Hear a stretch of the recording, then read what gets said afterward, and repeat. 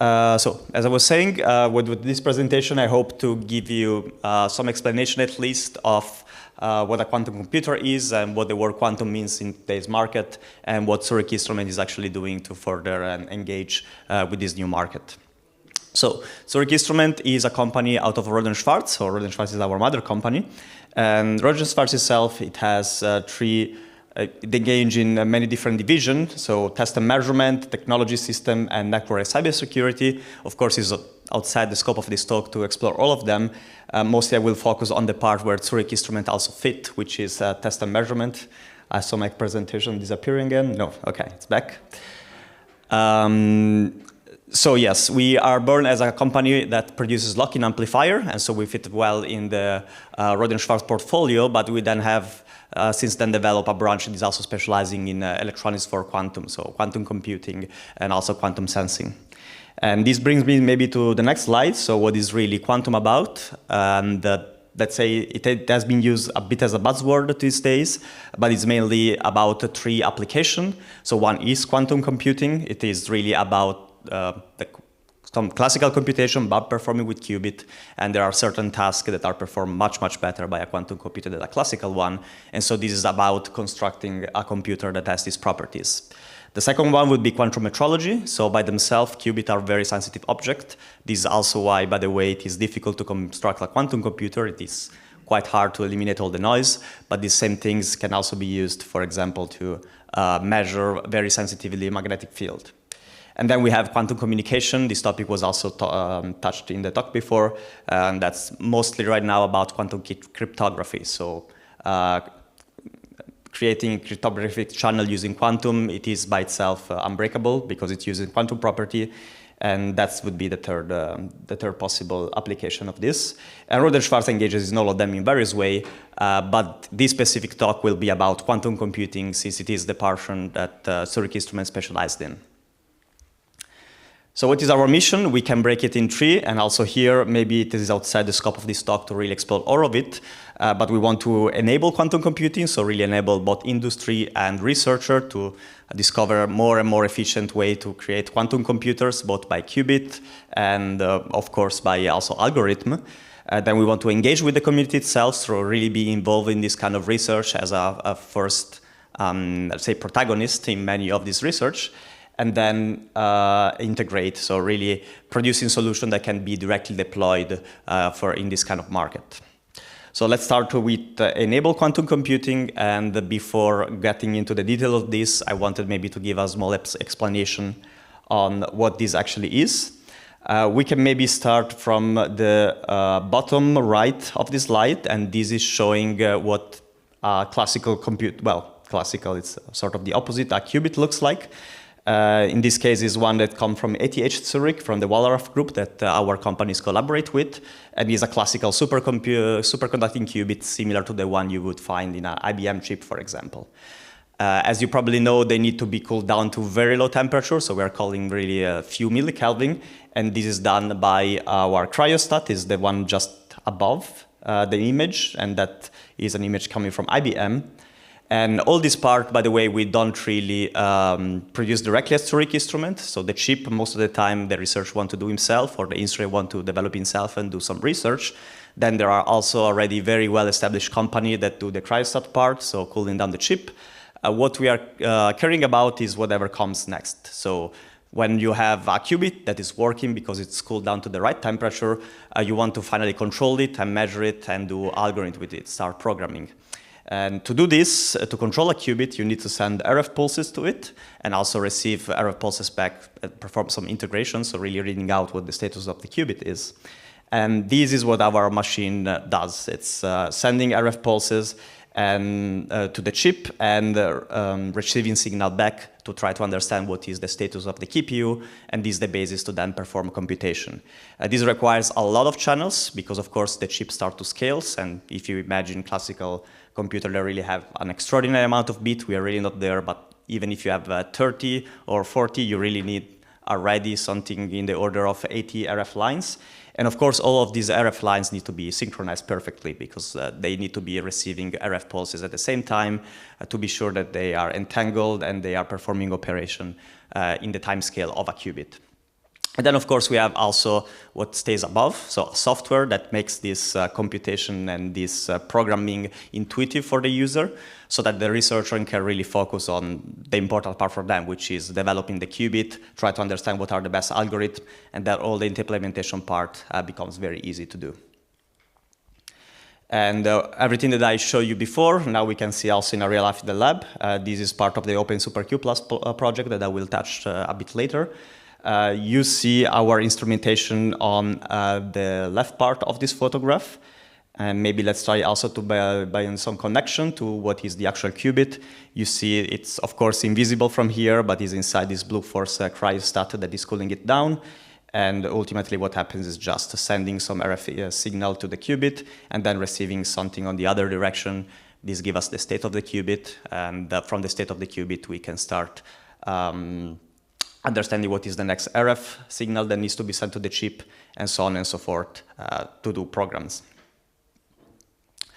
I just wanted to have a quick slide to sort of show the full quantum stack, also to maybe make clear that we don't cover everything, right? So typically at the very, very top, you have an application software, which is maybe similar to what you will have in a classical computer, right? You want some algorithm to be performed. So for example, I think a very popular algorithm is the composition of very large prime number, right? Which is useful to break cryptography. Then you would have a quantum compiler, so something that transforms this problem into some quantum gates, so something that really makes sense for the quantum chips. And then you have a pulse level compiler. So quantum gates in the end are just a theoretical object. You want to really to send pulses, RF pulses, as we say, to the chip. And this part start to be our domain, right? Because we are producing as a company this machine that produces the RF pulses. And so we create also the compiler that makes this as easy as possible for the researcher. And our pulse level compiler is called Lab1Q and is one of the products that we sell together with our instrument. Although I say sell, but this is all open source, so basically comes for free whenever you have an instrument. And in fact, you can even use it without our instrument as well. You can just play with it and use our simulator to just program without even having our instrument. Then we go to the classical instrumentation. So of course, whatever is the pulses that we decide to create with this compiler is getting loaded in the FPGA of our instrument. And finally, we go to the hardware part, so really sending the RF pulses to the quantum device. One way to see the quantum computing, especially when something starts to become a quantum computer, is the De Vincenzo criteria. So let's start with the first two. It is something that's supposed to be a scalable system with qubits and long relevant decoherence time. Both of these things are a bit qualitative, right? But scalable means it should be able to scale it with the resources that we have, so it should not get too expensive by scaling it up. And long relevant decoherence time means that the qubits should not decohere during the time of our computation. So how long that is, it sort of depends how long our computation is. But of course, it should be relatively long. Otherwise, before even ending the program, you will completely lose the qubit, and then you will not be able to perform any further calculation. So what that can be, this is an open question, right? Many clever people and researchers around the world, they are trying to answer it, and they came up with many different possible two-level system. This is ultimately what a qubit is, right?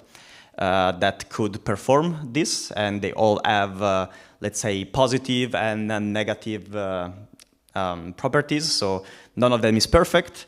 And there is still an open question which one of them will be the one that is really scalable and with very long coherence time. So for example, maybe some of those have very long coherence time, but the fact that they are so isolated make it very difficult to control. And that's maybe what brings me to the second part of the De Vincenzo criteria. So it is, of course, nice to have a scalable and long relevant coherence time, but then you need to have the ability to initialize the state of a qubit. So really say from T0, from this time where I'm starting my program, the qubit is in this exact state, and I know which one it is. And this means that the qubit is answering to whatever stimuli you are putting on it. So it might be laser, might be electronic signal, or something similar. Then it should be the ability of measure the qubit, meaning that you need to have a reliable way to understand what is the status of the qubit, because this, of course, is controlling how the programming is performed. So depending on the state of the qubit, you are actually deciding the next step. And then an universal set of quantum gate that's similar to classical. So you need to have some gates that really defines a universal way to perform computation. As you see, universal quantum is a bit larger than the classical. In a classical, you just have the NAND gate and then you're done. In the quantum, you really need to have at least 4 gates to build a universal set. And that's maybe also something interesting to notice. All right, so how Rohde & and Zurich Instrument try to cover this? As you might imagine, there is a full part that is about designing of the qubit and try to understand if the system that you are testing is correct and characterize it. And all this first part is covered mostly by Rohde & and by his test and measurement team.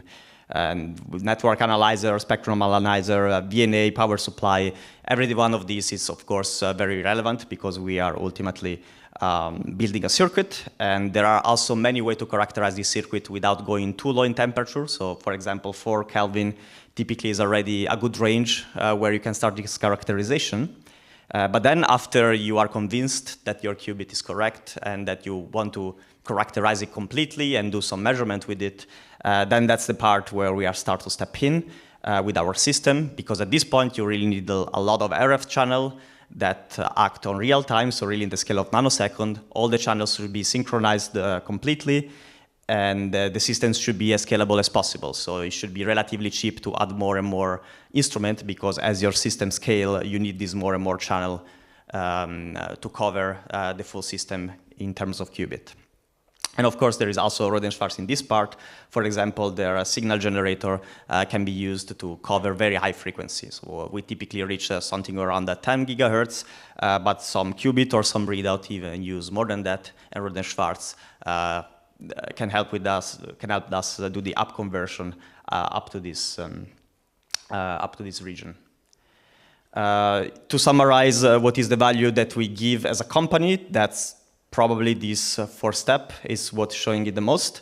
Again, synchronization is really important, so we need a lot of channel, and all of them should be completely synchronized at the FPGA level, such that nothing is lost even in the few nanosecond regime.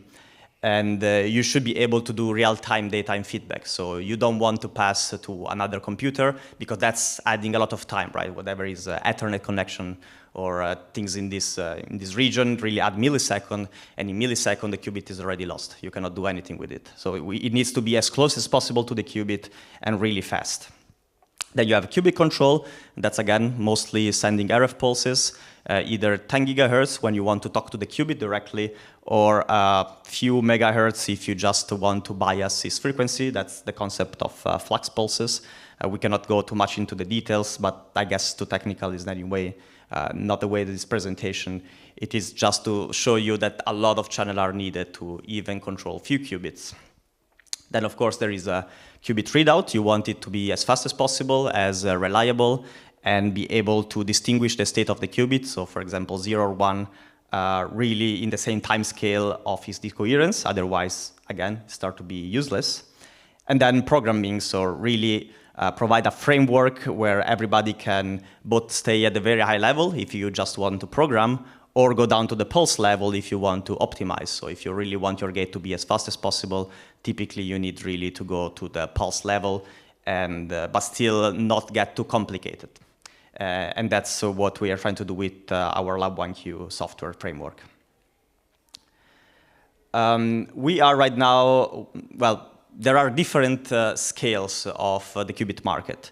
What we had some time ago was the few qubit era. So we just develop a few qubit, try to understand which one were the best, and try to just do some small characterization. So the chip were really about 2, 5 qubit.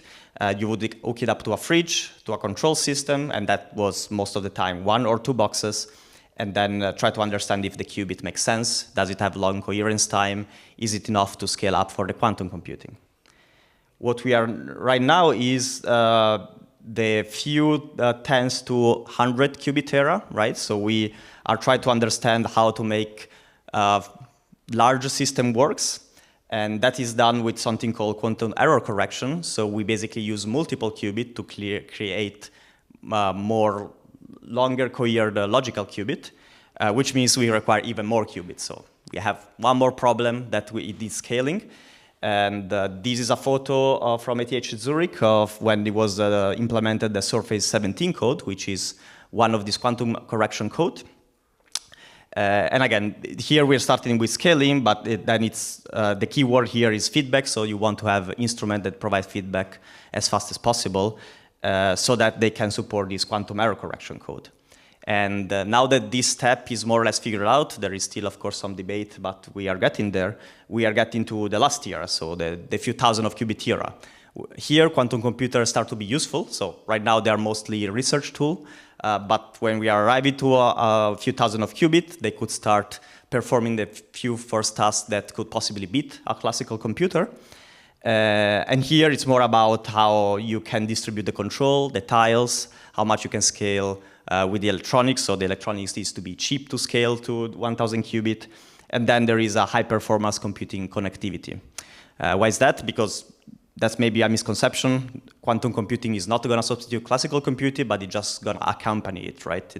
There are a few things that quantum computing does really, really well, but then it needs to talk with the classical computing to give its best, which means that whenever you have a quantum computer, at least at the very beginning, you will put it into one of these computing centers, and then you need to devise a way to make the contact between the two of them as fast as possible, always for the reason I was telling before. Okay, so that's more or less how we want to empower it, but second mission, I will just touch it briefly. It's to engage with the quantum community. So this is to show that we have already engaged with the top player in this. Two big examples that we give typically is IQM, that's a company in Finland that plans really to start selling quantum computer.